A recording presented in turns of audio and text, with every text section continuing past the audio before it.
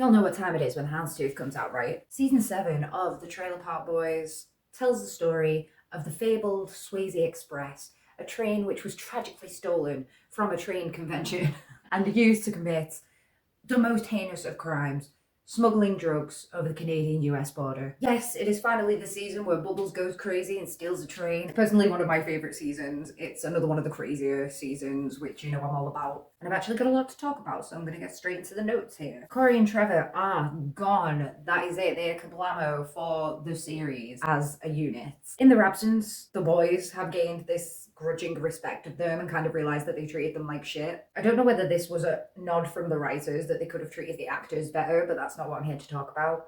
I'm here to talk about the fact that while Bubbles and Julian use this as a learning opportunity and choose to treat the new jail cover that they acquire over the course of the series with a little bit more respect, Ricky goes the more childish route, which, are we surprised? Yeah, Ricky's got a very toddler-esque response to this, so he feels bad for treating Corey and Trevor badly. These new guys aren't Corey and Trevor, so instead of being like, oh, this is my new opportunity to make up for the way that I treated Corey and Trevor by being nicer to these new guys, instead he's like, oh, fuck these guys, they're not Corey and Trevor. I'm gonna treat them like shit. I'm gonna treat them worse than I treated Corey and Trevor, so then I can retroactively look back and say that I treated Corey and Trevor pretty well, actually. Ricky eventually comes around to treating them better at the end of the season, and that's kind of a little bit of an arc for him. It just takes him a little longer to get there, alright? Ricky's actually upgraded to a trailer in this season, but it's full of raccoons and weed, so I don't know how much more of an improvement it is. I get the feeling going through the series that Ricky just doesn't like to live in a trailer, he actually prefers to live in the car, and I think that's fine. Ricky, in all honesty, we all know by now, it's been 6 seasons. Ricky can do no wrong in my eyes. This season is bumped up several tiers by simple fact of having a shot of heartbroken Ricky bottle feeding a baby raccoon.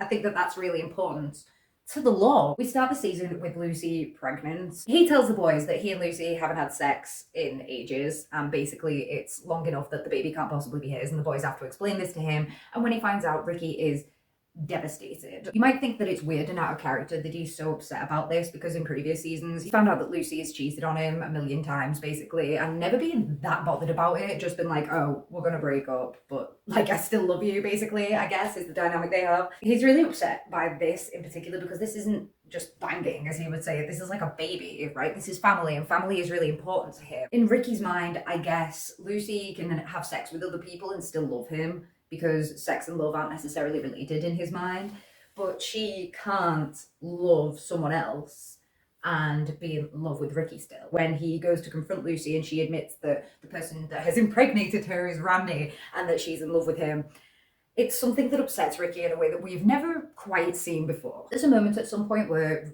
Julian tries to boss Ricky around and Ricky points at him and says, don't talk to me like Leahy talks to Randy. Julian used to talk to Ricky like Corey and Trevor. He talked to Ricky like Leahy talks to Randy all the time. That was one of the parallels in the early parts of the season.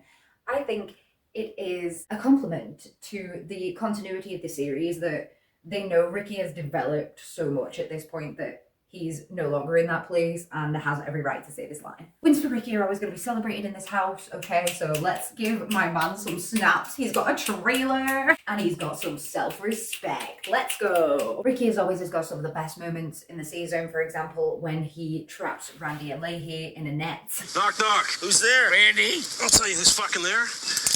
A drunk, washed-up police officer who arrested Lucy, put pepper all over her when she's pregnant, which is fucked, and now he's got nothing better to do than scam reward money from some stupid, dirty dancing fucking train. All to win the love of a half-naked Chia pet guy who likes to steal other people's girlfriends and knock them up. Isn't that right, Randy? You're both dumb as fuck. You're drunk again, Jim. Big time. And you both fucking lose, and it feels great. Doesn't feel that bad, Ricky. Randy, you want some more? You want some more, Randy?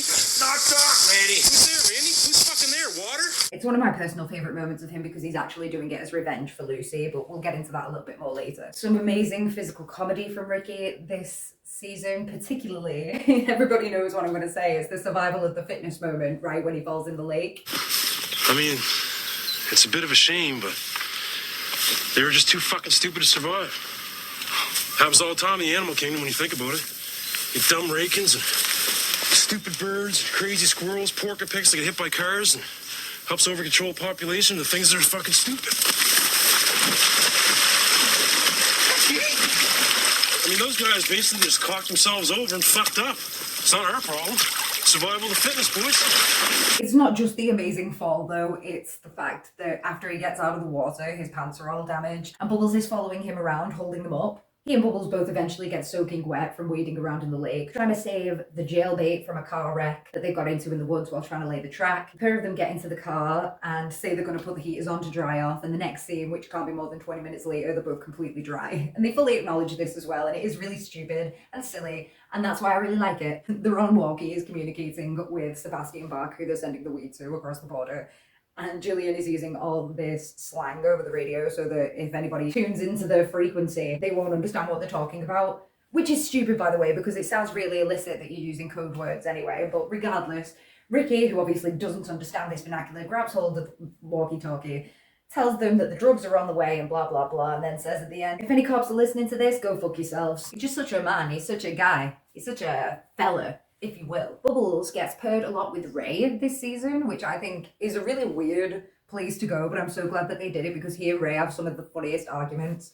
Bubbles at this point in the series isn't really that willing to stand up for himself until he's at breaking point. So a lot of the times when Ray's being really annoying and trying to get away with more and more stuff, Bubbles is letting him, but very obviously letting his frustration show. The two of them have some of the best arguments, man, it's great. The boys have to rescue Bubbles from being frozen to death inside of a liquor store this season.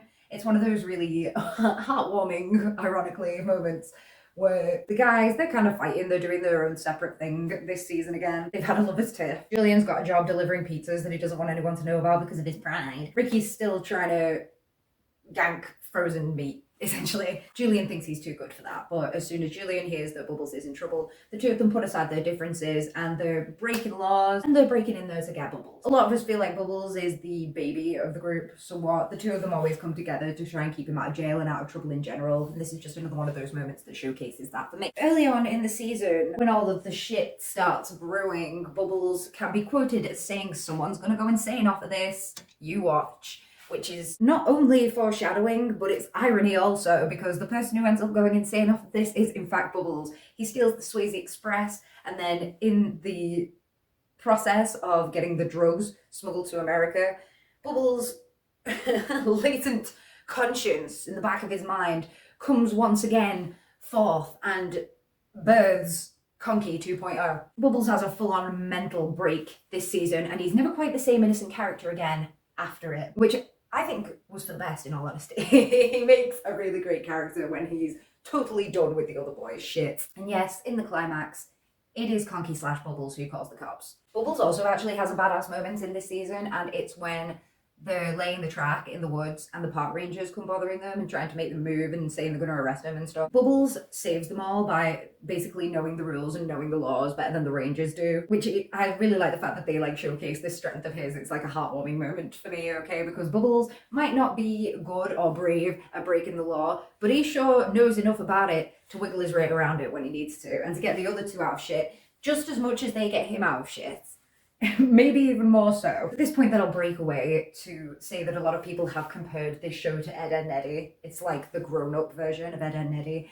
And this is one of those moments for me because obviously Ricky's the dumb one who runs around doing the heavy lifting and getting into the real trouble, just blindly following along with Julian's plans, who's Eddie, the one who's obsessed with money and never gets any because his scams are dog shit. Eddie was my favourite, just so everybody knows. We love Eddie in this house. And then there's Double D, the one who's actually got the smarts and the know-how to put the plans into motion. And this is a real Double D moment from Bubbles. I think other Double D moments from Bubbles are when he makes the honey oil machine and when he has his own alcohol chain running out of his shed in later seasons. Other than that, my favourite Bubbles moments this season are when he's high and singing over the PA when the other two are trying to covertly steal frozen meat, and when he gets rescued out of the freezer and they're warming him up with bread. Help me get him out of here, Ricky. We're not leaving here without meat. Fuck the meat. Let's go find a coat or a blanket or something. We gotta warm up, Ricky. Very cold. Very cold. Oh, yes. Oh, yes. That bread feels wonderful, Ricky. Wonderful. You might think that because Leahy got back onto the police force, his arc would be done and he'd become this kind of boring character that they'd have to push into the background, but rest assured, Leahy's not done yet. Even though he is on the police force, he's not given any real responsibility and the other guys don't take him seriously. He's out there getting the coffees, doing the paperwork, and when they do put him on duty, it's at the liquor store, clearly making fun of him for the fact that he has a drinking problem. Leahy's dry this season. For about half of this season. Even though Leahy's got exactly what he always wanted, he still isn't fulfilled. He still isn't feeling that validation that he thought he'd get by having this job back. Maybe the job he did use to fulfill him, but it's not what his life is about anymore. And that realization is probably really depressing. So it's not a surprise that he gets back on the liquor again. He's also under pressure about it because he's back with Bob. Obviously, Bob and Randy were going to get into a throuple last season. He and Bob are really snippy with each other all the time, and Bob says that he would be a lot more fun if he started drinking again. She doesn't stop herself from drinking in front of him either. Plus, she's got this whole thing going on with Sam the caveman, which would probably stress any man out. He makes a lot of really good caveman jokes this season, though. That is the one benefit. My favourite is when he arrests Sam for not showing ID at the liquor store, even though Sam looks old as balls. Feel the heat to him or something like that, and he's like, remember heat, quest for fire? Speaking of Leahy, let's get into Randy. You might be wondering where he is in this throuple. He ain't in it anymore. He obviously cheated on them with Lucy and they weren't very happy about it. So at the beginning of the season, he gets kicked out. And his entire characterization from that point can be summed up as angry and sweaty. He kind of remains angry and sweaty for the remainder of the show, I won't lie. And it is really funny to see Randy angry, and he does come out with some really funny swears when he's angry, because he doesn't usually swear, but apart from when he gets angry, and then he comes out with things like frozen mixed vegetable cocks. I think that a lot of the humour for me, though, came from the fact that Randy is such a sweet guy, usually, and it took a lot to get him riled up, unless it involved Ricky, in which case he was right on the go. It's the dichotomy between these two parts of his character that really brought out the humorous overtones, no? Rather than him just being this sweaty guy with anger issues. Yeah, I really don't have a lot to say about him this season. I'll get a little bit more into his relationship with Lucy when we discuss the season plots. Yeah, I'm not massively hyped when Randy's just in his villain era. And unfortunately, he doesn't step out of it a lot as the series goes on. We do, however, get the iconic line from him. Bob, your scalloped potatoes are fucked. Let's talk notable episodes. Starting with episode 7. I guess, I don't know, maybe the plot is, it's not meandering before this point, but this is where we really started to get into a linear fashion gearing up for the finale. In episode 7, Randy is jumping the cheeseburger, and it's just a really good iconic episode, isn't it? We see more of Sarah tending to sick Jacob, further proving that she is a mother figure to these boys, unlike Bob, who's out getting pissed. Bob finds out that she's got this secret admirer that turns out to be Sam at the end, but she suspects that it's Julian, and that causes a lot of friction and jealousy between them. You can really see the cracks starting to form very quickly in their relationship and see why they got a divorce in the past. It very obviously wasn't just because Jim liked men, basically, which was kind of the reason we were assumed at the beginning. We see a lot of resentment from Leahy in one of the things he says, where he's like, the princess has to be paid attention to. Look at me. I'm Miss Spoiled Rich Girl whose family owns the trailer park, and I go to university.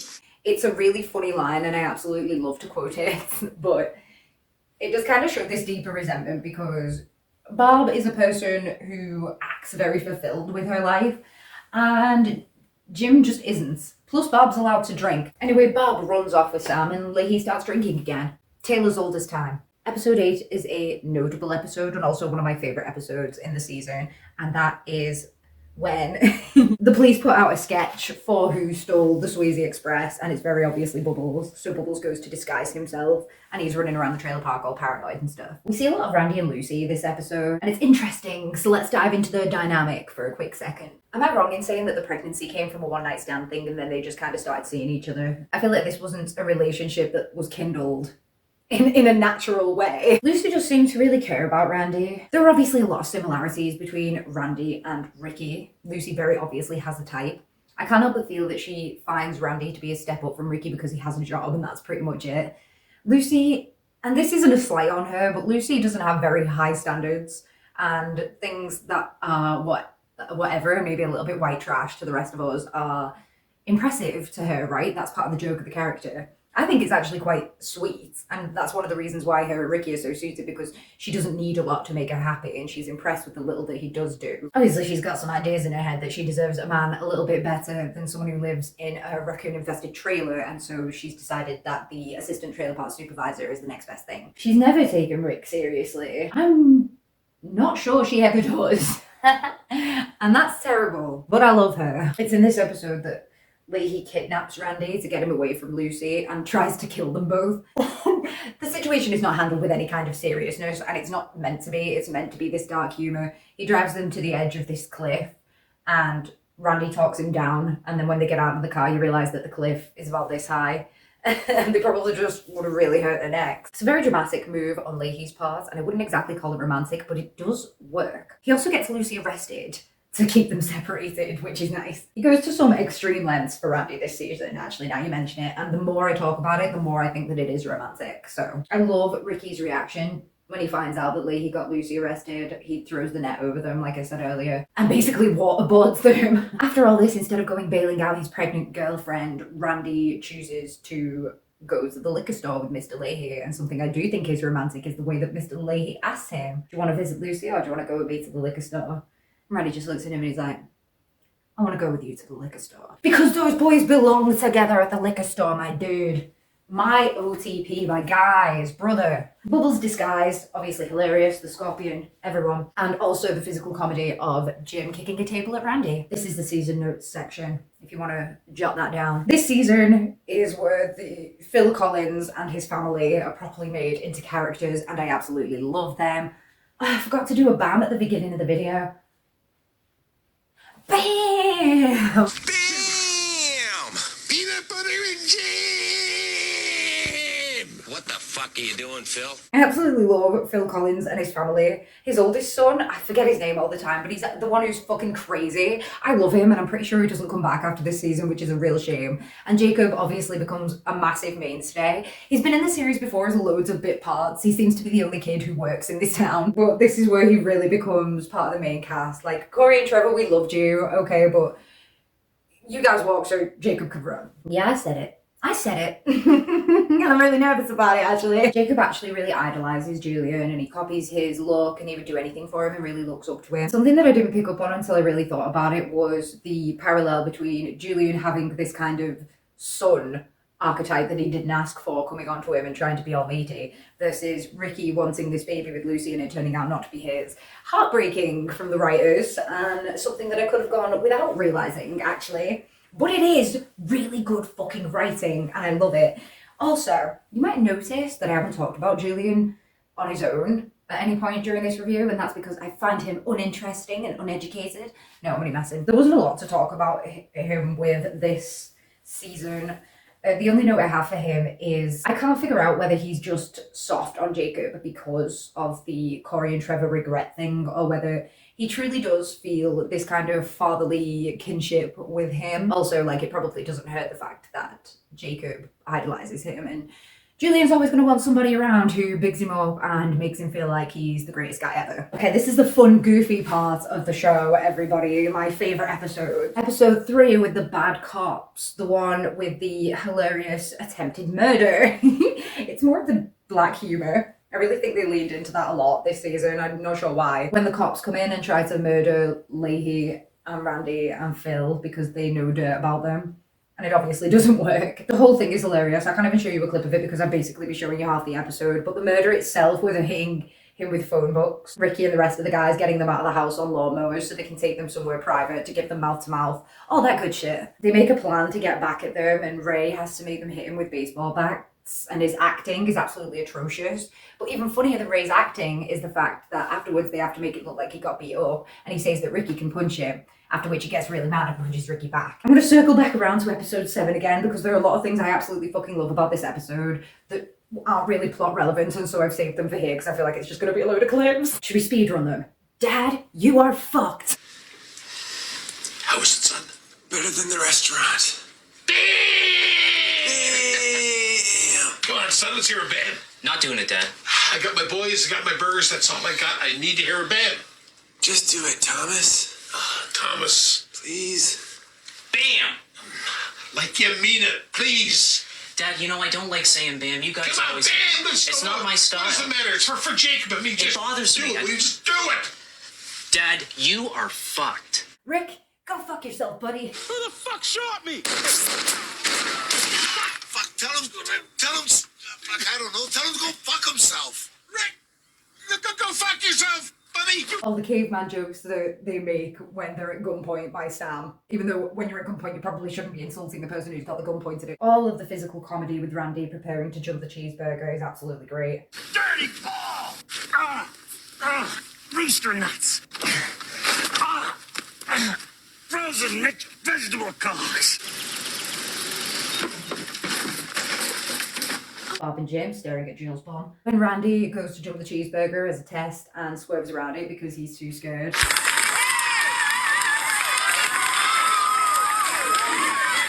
on, Randy!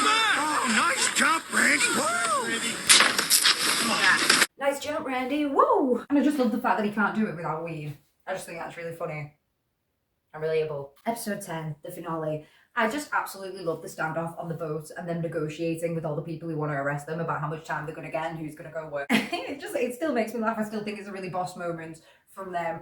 It's not quite as high as switching the address plates around that one time, but it's up there. I love the dramatic drowning of Conky. I love, how are you going to dance around this one, Julian? Dirtily. Or how about, how fucking drunk are you right now? How fucking drunk are you right now? 6 out of 10?